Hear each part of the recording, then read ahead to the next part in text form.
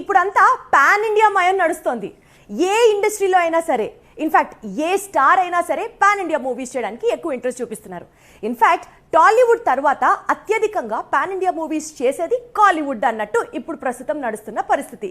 అయితే సినిమాల మీద సినిమాలు చేస్తున్నారు, స్టార్స్ కూడా పాన్ ఇండియా ప్రాజెక్ట్స్ ఒప్పుకుంటున్నారు. కానీ రిలీజ్ డేట్స్ ఎప్పుడు అంటే మాత్రం అసలు ఎవ్వరూ ఏం చెప్పలేకపోతున్నారు. ఇన్ఫాక్ట్ రిలీజ్ డేట్స్ ని లాక్ చేయడం $1 మిలియన్ క్వశ్చన్ గా మారింది.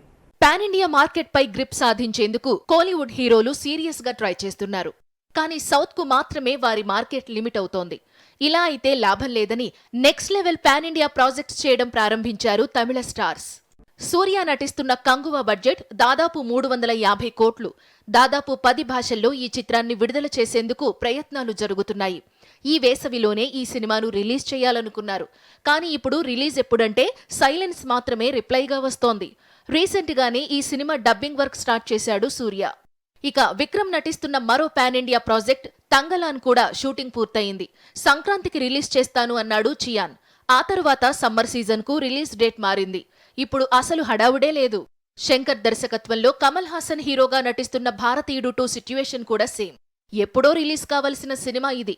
టీజర్ కూడా విడుదలైంది. కానీ సినిమా రిలీజ్ డేట్ మాత్రం లాక్ కావడం లేదు. ఈ చిత్రాన్ని కూడా వేసవిలోనే విడుదల చేయాలనుకున్నారు. కానీ ఇప్పటికీ శంకర్ క్లారిటీ ఇవ్వడం లేదు.